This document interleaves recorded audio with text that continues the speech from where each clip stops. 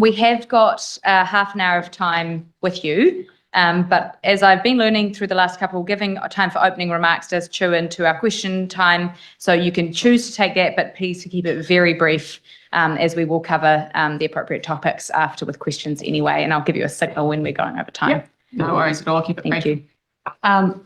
Firstly, I wanted just to acknowledge at this time of year the amazing teachers around New Zealand who have put in a huge amount of work, and principals who have been leading that work. And it's been a long year and a well-deserved break coming up. So I just wanted to acknowledge the extraordinary hard work of our teachers and principals this year. I'm very grateful for everything that they do for our kids. I just wanted to say that we have been leading a big reform package in education. We have got absolute clarity, determination and purpose in our agenda about raising achievement, closing the equity gap and turning around decades of decline. Because our greatest asset in New Zealand are our kids and our young people, and supporting them to be the leaders of tomorrow. So my vision is I want people around the world to think of New Zealand as being a standout in education, a place where we have a world-leading curriculum, use of evidence-based practice and structured learning and explicit teaching based on the science of learning, with all the resources and supports needed to support teachers and students in the classroom, high-quality PLD, accessible targeted supports for kids that need extra help, and great national qualifications and assessments showing our kids progress and achievement. And we're on our way to getting there. It's a reform that has been led by the profession, I wanted to say. They were the ones that came out and championed structured literacy in the early days. They invited me into their classrooms to see closing the equity gap for our tamariki Māori using structured maths and structured literacy.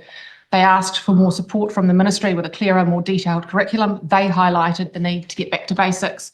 And I just wanted to mention some of the early adopters, the champion schools like Central Normal in Manawatu, Silverstream, Deanwell, Kaiti School, Kaiapoi North, and many other schools, so many of them, who led it out in front with great approaches and great results based on the science of learning. And it was because of them and other schools that we were able to come in and scale this evidence-based approach and make it accessible to all schools. So parents next year will be able to walk into schools and see where their kids are at. 450,000 kids approximately will have maths workbooks, practice books, online support, tactile resources, which will show parents what they're doing and where they're up to. And my message to parents is clear. We have been moving at pace, but we have been developing this policy for years. We can't afford to wait because too many schools are ready and too many kids need our help. This is just the start of the journey. We've told schools, make sure you work at your own pace. We are in this for the long haul. We will provide all the supports that they need, embedding a curriculum refresh, running professional development, responding to sector feedback throughout, things that we will work on with the sector together. Our kids have heaps of potential, and our focus on achievement, excellence, closing the equity gap means that they will get the education they need to gain meaningful qualifications and go on to live the life that they want. Impressive intro, thank you. Chair's prerogative, I'm asking the first question today. Sure. Minister, I just want to know, just on the recent announcement, you mentioned equitable outcomes a couple of times in your intro, the recent report from the Auditor General on what the ministry is doing to achieve or promote equitable outcomes. Do you have thoughts on that? Yes, the Auditor General did release a recent report that they've been undertaking for a number of years, and they've just been in the final throes of finalising it this year. Frankly, the report was pretty confronting, and I agreed with everything that it said. It was very clear on the fact that we do not collect enough evidence or data on student achievement. There is no nationally consistent way that we measure student data, and they mentioned that a lot in their report.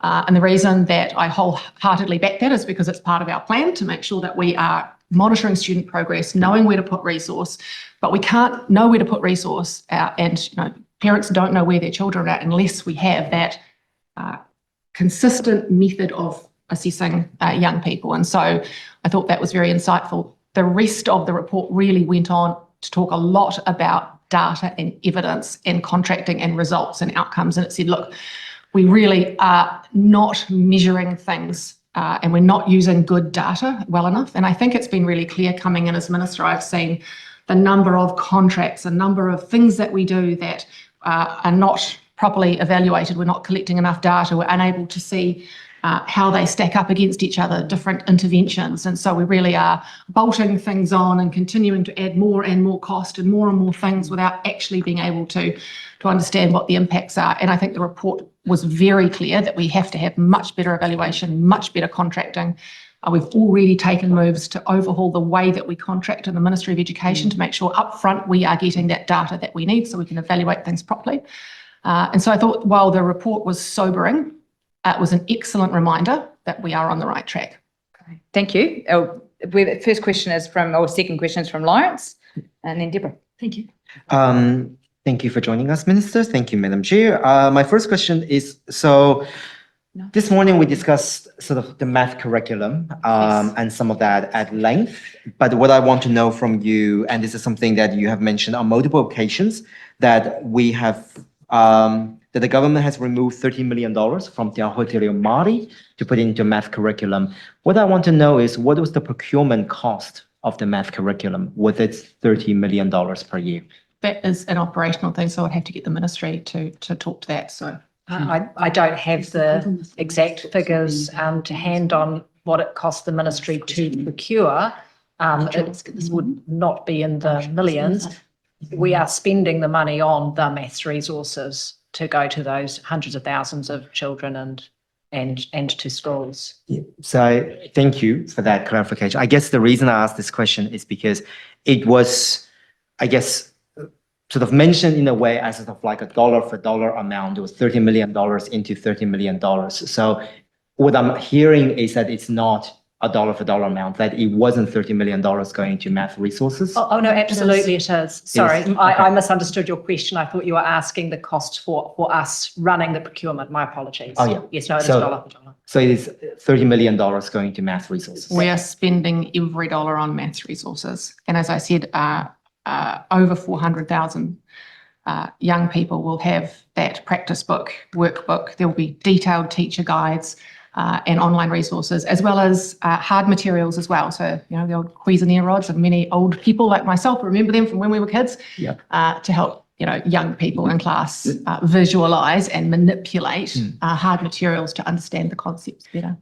Just one short supplementary. So my understanding was that the Te Aho Te Reo Māori program was one of the baseline fundings, and which was going to be carried on for 4 years. So it's $30 million a year. So in this particular case, we're looking at $30 million per year being put into math resources. That means we're seeing $30 million this year, $30 million next year, $30 million per year after that for the normal 4-year MCA baseline funding. The funding's been moved into the multi-class appropriation, which we purchase supports for teachers from. That means that at the moment we need that money for those maths resources. Over time, if that demand reduces as teachers become more confident and the curriculum rolls through, then different choices can be made. And I think And also you remember that once, you know, if a school chooses Prime, for example, and they have a teacher guide, they won't need to purchase a teacher guide the following year. So things will move around a little bit, but we also, we might find that there are other things that, you know, desperately needed in mathematics. Like we've got a trial at the moment, early next year in our intermediates, because and the idea behind this was the fact that we're rolling out this new curriculum with all these great resources in primary. But the kids who need help now at intermediate, for example, won't have the benefit all of that, and they're not where they need to be going into high school. So the trial next year is to do intensive tutoring with them. So look, anything that is left in future budgets and in other places, and myself going into the budget process, we'll be looking for, you know, to be able to roll out that program, because I think it's going. I mean, my view is it will be very successful. Primary question from Jan. Thanks, Minister, for your time here this afternoon. And I guess it's primary, but it's sort of supping a little bit on from what Lawrence has said. You recently announced an extra $5 million for extra support for literacy, and it said that was reprioritised. Where was that money? That was I can get the ministry to talk more to it, but it wasn't taken from anything. Nothing has stopped or has been reduced. It was an underspend that the ministry found that they'd miscalculated some numbers and allocated too much money, and so it was sitting there as an underspend that we were able to reprioritise to make sure that we were able to meet the need for all of the schools who put in for additional teachers to help with tier 2, so that's a small group structured literacy interventions. It was really interesting to see over time that the results or that the amount of need for the reading recovery teachers was dropping every year. It wasn't being picked up. But when we said we're going to make it available for structured literacy teachers, the demand was huge. It surprised me how many schools came on board and said, yes, we want additional support for structured literacy interventions. And so when I found out that we weren't able to meet all that need, I said to the ministry, please go away and find the money. And there was, they did a great job, I have to say, and found that underspend. So have those schools been notified of that yet? Because I'm still getting on a daily basis schools contacting me saying that they have been refused, and when they've gone back to the ministry, even in recent days, they've been told no, that there is no money for them, and yet they got reading recovery funding. They're very disappointed that their reading recovery funding is not continuing. If they and applied, they've got nothing going if forward. they applied for the structured literacy intervention and they were declined, they will be eligible. So they haven't We been made sure. notified yet. Well, if that's the case, if you could pass that on to the ministry, because we sent out an email to every single school who applied and was declined originally because we didn't have the funding, they should all meet that. And if you're aware of any schools that have been declined, please let us know, because we'll get in touch and make sure that they get that. That shouldn't be happening. Great. Deborah, primary question. Oh, thank you. Thank you, Katie. Minister, you said that next year every child would have, under the structured maths program, would have maths workbooks or practice books, and parents would be able to go in and see them. However, I've had numerous emails from schools in Mairohi, and it has been confirmed that if they have ordered the Pneumacon resources, then those practice books won't be available from the start of term 1. They will be available in term 1. So we have 4 different resources that we've gone out with to give flexibility to schools. I didn't want to go out and say there's only one and you must use it. We've gone out and said, A, it's not compulsory, but B, we've given you a really good smorgasbord of options. And I think it's about 83% of schools have picked it up. It's been amazing to see.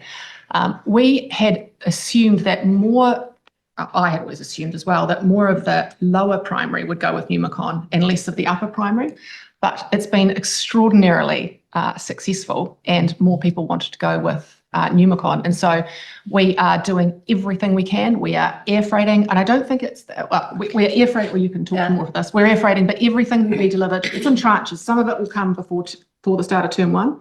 Some of it will come within 2 weeks of the start of term 1, and then all will be delivered in term 1. Also, I'd like to say we went to all of those schools and said, look, we've been oversubscribed in this amazing resource. If you would like to switch to something else, we can switch it over and make sure it's available. And most of them, I think, almost all of them came back and said we'd prefer to wait, because it's really good. And sorry, just with respect to the Did you minister's wanna- time, no, look, we actually covered that. Sorry, Deborah, you weren't with us this morning, but we did actually cover that in detail. And But hang on a second. It's just the problem is the minister said that every child will have a practice book. So the minister said that just a few moments ago, but that turns out not to be the case. Not every child will have their practice book or their workbook at the start of term 1. I heard the explanation for the reason, but my highest equity index school in Mairohi will not have the resources it needs to teach its children on day 1 because those practice books won't be available. They can't, perhaps they could photocopy something, but that's a cost to them as well.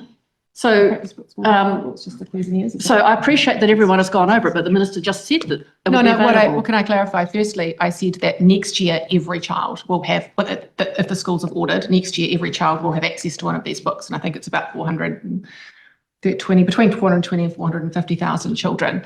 But I've got some more information. My understanding, as we covered this morning and understand you weren't here, the main issue with Pneumacon isn't to do with the books, it's to do with the materials. So the hard materials like the Cuisenaire rods and the manipulatives that go with it. But Pauline, you can give a little bit more assurance around, this is Pauline Cleaver, our head of the Curriculum Centre, on what's happening there.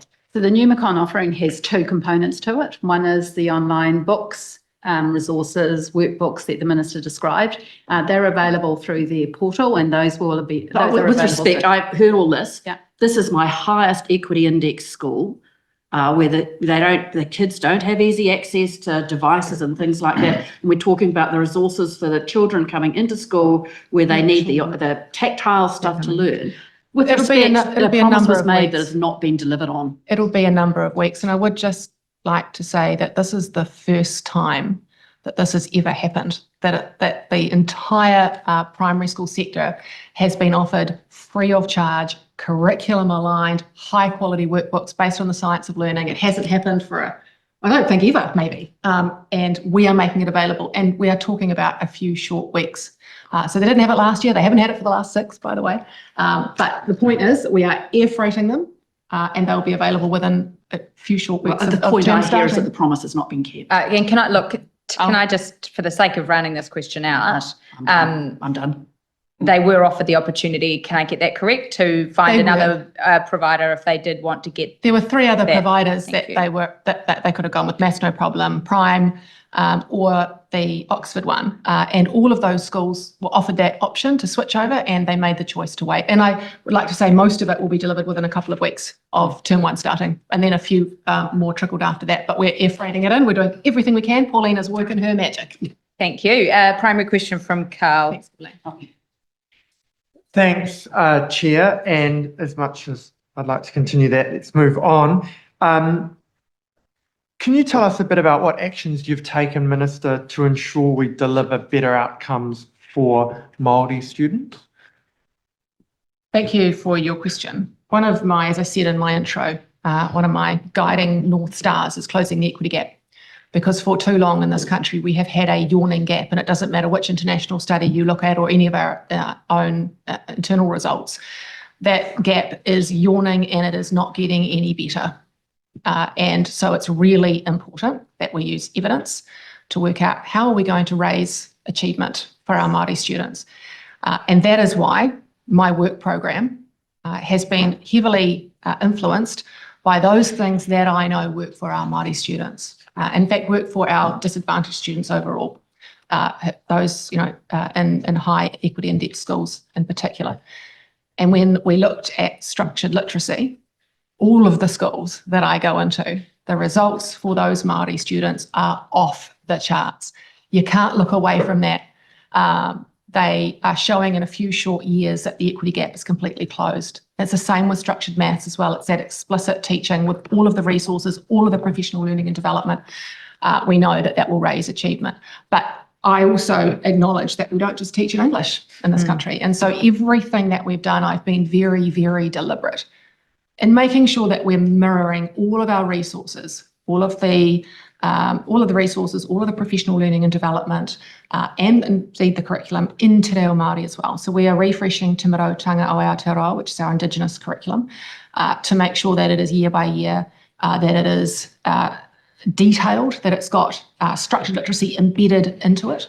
For the first time ever, we have written, printed and delivered decodable books in Te Reo Māori. And the reason we did that is I went into a number of Māori medium classes and kura kaupapa, and they were saying to me, we have to make our own resources.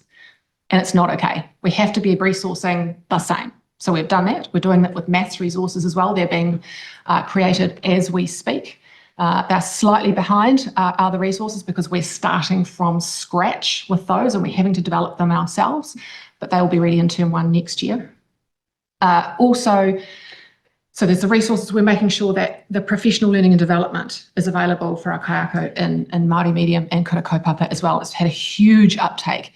And really interestingly, actually, the PLD in Te Reo Māori for structured literacy has been it's been picked up by those teaching in Pacifica bilingual settings as well, because it's been really useful for them, better than the English version. Also, we've created, as I say, mirroring things. We've made sure that our phonics check is available in Te Reo Māori, and we've specifically designed it for a bilingual setting because we know that young people in bilingual settings, they learn at different rates because we've got 2 languages coming at them. So we've got 4 checks when it comes to our phonics check rather than the 2 in the mainstream. So there is a huge piece of work underway. We're mirroring everything we do in Te Reo Māori. We have a Māori action plan that was released today that lays out exactly what we're going to do. We will be holding ourselves to account for the very first time. We will be measuring student outcomes in Māori medium settings. So not only will we be measuring Māori in the mainstream, but also in Māori medium as well. And I will be holding myself to account to make sure that those results are improving through all of the weight of resources that we're putting in behind this. All right, we have a supplementary question on this from Lawrence. Thank you, Madam Chair. Actually, I have the Māori Education Action Plan that you released today in front of me. Yes. Great. On that, I actually wanted to check with you in that case, the level of engagement that you've had with Hapu and Iwi and Māori educational organizations on the fact that did they ask for everything to be mirrored? Is mirroring actually appropriate? I'll be keen to know. I don't know. Is mirroring appropriate from a Te Ao perspective, Te Ao Māori perspective, from a kaupapa Māori perspective? Is that something you ask for? It's a very good question because it depends on the setting. So in the Māori Action Plan, if you've got it, you will notice that we are very aware of the three different settings. You've got Māori students, the majority in the mainstream. You've got Māori students learning in Māori medium, and you've got Māori students learning in kura kaupapa. And it is very important that we treat those three quite differently because we know the relationship I have with Te Matakahoki, which is includes Ngā Kura a Iwi and Te Runanganui, who are the umbrella groups for kura kaupapa.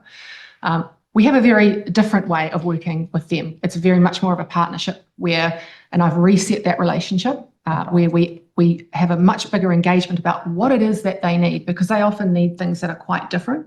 So we've said to them, we're producing these te reo decodables. If you would like them, that's great. And many have asked for them, and the professional learning and development, but we're also in discussions with them about how they might do PLD differently in their settings. So we are very aware, and it's laid out in that plan, that we treat each of those settings differently. We approach it differently. We have different relationships, and that's been very important. And that's been very much driven by my Māori advisory group and also my relationship with those on Te Matakahoki. Okay. I have a supplementary from Jan. Thank you.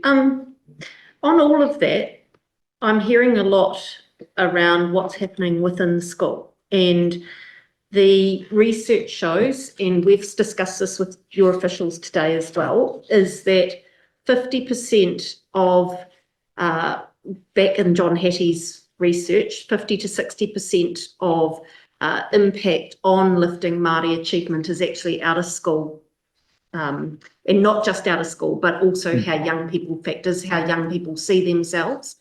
And that's actually rising, that figure. So latest research shows that that's up to 60%. And all I'm hearing is about in school and teacher and that, which is totally important. But what are you doing around lifting those other factors? Because it is within education's purview to be able to look outside and see what can happen around changing other impacts and changing young people's opinion and value of themselves as well. In the Māori Education Action Plan, you will see, and I've deliberately made that Māori Action Plan very flexible because I wanted to make sure that my Māori advisory group are going to have lots of input to this along the way. But one of the things we talked about in our first few meetings was the importance of whānau engagement. And I remember clearly Will Workman saying to me and Dr. Wayne Nata saying to me, whānau and Māori caregivers must be demanding customers of the education sector and the education system. And so a big part of the work program is going to be about whānau engagement, because we know in all the schools, and you've seen the same thing, the schools who have really good relationships with whānau, with all families, you see much, much better results. So that is important, but I would also come back to the fact that we also know that the quality of the teacher in front of the child was also one of the most important things. So our upskilling and our making available professional learning and development and what we do in ITE to support our teachers and the resources we give them are equally extraordinarily important. Right. Our next primary question is from Lawrence. Thank you. Thank you, Madam Chair, and I have one sub for that as well. I want to go back to what you said right at the beginning, which is thanking all of the teachers and principals for the mahi they've done throughout this year. And I think one of the real unsung heroes in the education sector are our support staff. Now, you'll be aware that the support staff has received a very disappointing first offer from the ministry regarding their collective agreement. And I want to kind of hear your position on that and how you're planning on building that relationship with the support staff, knowing that they have just received a disappointing offer. Yeah, look, I think everyone around this table will know that I'm unable to make any comment around collective bargaining. It would be entirely inappropriate for me to do so. So I'm sorry that I can't answer your question on That's that. all good. This is my first time, so I It's didn't okay, know no, that. it's totally understand. That's fine. Supplementary question then is in that case, what has happened to the teacher aid funding review? The teacher aid funding review? Yes. I have to throw to my officials on that one. We are doing some work, and we've had, as you may know, I'll start with my high level. We're doing quite a bit of work at the moment on learning support. There are going to be some announcements. The work has been informed by previous reviews, by huge sector input. And in particular, the Auckland Primary Principals Association have been excellent, but also principals associations around the country have and I've deliberately gone out to get their feedback on what is the most impactful thing. And they often talk about teacher aids and teacher aid funding. And so that is forming part of our work program coming up. But in terms of your I was going to specific question. ask Andy Jackson to just come to the table and address the specifics. So I'm not deeply familiar with the content of the review, but we concluded it in the early part of this year. And yes, we're using the outcomes of that work to inform the work that the Minister's now doing in learning support. So There we go. Great. Next primary question is from Jan. Thank you. Can you tell me, please, where the review of education and sexuality guidelines is at? Yes. In the next few days, there will be a report out by the wonderful people at Aero who do an amazing job. I asked them to do a report because I wanted to know the impact on schools of the relationship and sexuality guidelines and relationship and sexuality education as a whole, so to help inform our work program. And so those results will be out in the next few days, and I'm not going to talk to them because that'll be coming out, but at a very high level, it's really tough for our schools. It's tough on them because, and as you'll appreciate, society is very divided on this, and it's a really hot topic. And we put a lot of this onto our schools. And they feel like the meat in the sandwich, and it is really challenging for them. And I think the results of Eero's report will show you that they feel like they're put in a difficult situation. They feel like there isn't, and I think there is a general view that there needs to be more specificity about what we teach and when and how we teach it. And so where I'm up to is we will be putting together a writing group very shortly for work to happen very quickly, or very soon, not quickly, but soon, on the updated health and PE curriculum, which will have, as all of our other curricular areas, led by the maths curriculum that previous government put out, that year by year explicit approach to what is taught and when, to give teachers more clarity. They felt, I think, in the report, and you'll see, they felt that they didn't, a lot of teachers felt uncomfortable teaching it. They didn't have enough resources, they didn't have enough guidance. And so we're going to be providing that. The work will start soon on that, and we'll have more to say about that, but it'll be out for consultation towards the end of term 1. But we will, and then we'll go out to consultation and we'll take all the feedback that comes in. Okay, so on that, and I'm sure that you hear from young people too, because I think it was probably one of the number 1 issues that I got as minister, and I'm sure that it is, and that you're getting the same, around consent education and around keeping safe. And about 2 years ago, ACC pulled their funding of Mates and Dates, and there was supposed to be an interim year, and then it was the understanding that Ministry of Education would pick that up, or it would be developed with Ministry of Education. But I'm still hearing from particularly young girls that they are not getting that education, and the Mates and Dates is certainly missing in schools, and sexuality providers of education, but also response, people are really saying, where is this? So what has happened with the transition from the mates and I think dates? you and I are on very much the same wavelength about this, and I share your concerns and those young girls' concerns, and you will see that reflected in the curriculum because and when you see Eero's report, you will see that it backs that up as well. There's a number of shortcomings. It's not only around consent, which I'm very concerned about, but also around young men saying that they actually want more information at an older level. They want it. I'm not saying switching out for younger to older, but they get a lot of this information around consent and all other bits and pieces, but they actually want to get it again later when they're older because girls tend to want it earlier, boys tend to want it later. And so we're also looking at about how do we make sure that we're giving young men more information at an older age as well. But I think that you and I are on the same wavelength about just very consent. quickly on that then, because I know that your time is just about up. So very, very quickly, do you, and it might come back to that research, see a place that there's a joint area to deliver this? It's not just on the school, because many of those young people tell me they don't want their teachers delivering here because of they still find that a very sensitive area, particularly people from migrant communities. So do you see a place for outside?